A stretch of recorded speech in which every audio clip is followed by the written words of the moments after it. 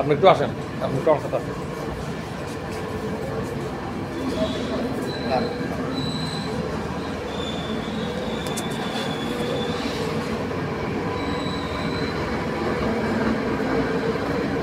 এই যে এইভাবে ধরেন এদিকে আছে, এটা কি আগের দিনের না? যে যে জিনিসটা এটা কি কালকের নাকি? এটা কে ফেলছে এখানে? আপনার লোকজন ফেলছে নাকি? তাহলে এটা কেন এখানে কি মানে আগের দিনে যা বেঁচে যাবে এটা কি এখানে একসাথে দিয়ে দিবে? আগের দিন মনে হয় স্যার তেল লাগলো তেলটা পচা গেছে। দেখে তো মনে হচ্ছে এটা আগের দিনের। আচ্ছা আজকে আমি এটা আগের। তেল না, এইভাবে রাখা যাবে না, এইভাবে রাখা যাবে না, ঠিক আছে? সেটা ফ্রেশটা ফ্রেশ থাকবে। আসেন।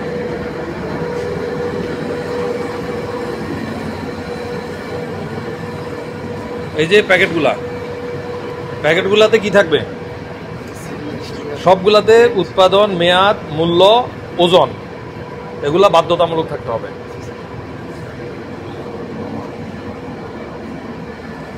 এই যে এগুলা কেন এগুলা এভাবে?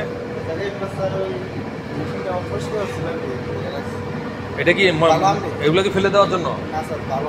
ভালো তো, এইটা মাছি টাছি বসতেছে না? এই যে দেখেন, এই যে বেকারি, আপনি এই যে ধরেন এই যে এই জায়গাটাতে কি হচ্ছে, এখানে কি বানাচ্ছেন? এটাতে কি বানান? হ্যাঁ, আমি মিক্সার করেন। তো এই জিনিসগুলো যে পড়তেছে এগুলা কি করবেন? ফেলে দিবেন না তুলবেন আবার? না, ফেলে তো দিবেন না, এগুলো আবার তুলবেন। আচ্ছা, আপনি এটার পাশে দেখেন, এটার পাশে কি এই যে বাথরুমটা, ধরেন এই যে বাথরুম, দেখেন এই যে বাথরুম, খোলা বাথরুম না? এই যে বাথরুমে কোনো কি নেই, স্যান্ডেল নাই, কিছুই নেই। তাহলে এখানে আপনি কি করবেন? এটা সবসময় লক থাকবে এই দরজাটা, এবং এক জোড়া স্যান্ডেল এখানে সবসময় কি থাকবে। নাহলে দেখেন এই যে মাছিগুলা, বাথরুমের মাছিগুলা ঠিক উড়ে এসে কি এই যে খাবার বসতেছে, চারিদিকে বসতেছে। এটাও তো এই যে দেখেন, আমি নিজেও গেলাম, দেখেন এই যে কেমন নোংরা, সব বাথরুমের নোংরা। ওখান থেকে এসে এই স্যান্ডেলটা পরে আবার এই যে পুরা বেকারি সবাই ঘুরতেছে। তারপরে এই যে রং, এই যে রংটা দেখেন, এই রংটা একটু তুলে দাও বাবা, এই রংটা, এই প্যাকেটটা তুলো, এটা তুলো। এই রংটা, এই যে রংটা, এই রংটার দেখেন লেভেলের কোনো কিছু নাই। এটা কিসের রং, কে মানে কোন কোম্পানির রং, এটা কি ফুড গ্রেড কিনা নাকি কাপড় রং? যদি এই ধরনের কোনো, যদি আপনারা যদি কোনো হিস্ট্রি না দিতে পারেন বা কোনো যদি কোনো কিছু উল্লেখ না থাকে, তাহলে এটা কিন্তু টেক্সটাইল রং হিসাবে গণ্য করা হবে। এবং এটা টেক্সটাইল রং, এটা যেহেতু এটা দেখা যাচ্ছে যেটা কোনো প্যাকেট নেই। আর এখান থেকে লবণটা বাইর করেন, এই লবণটা একটু হাতে নেন তো, হাতে নেন। এই দেখেন, এই যে খাবারের লবণ,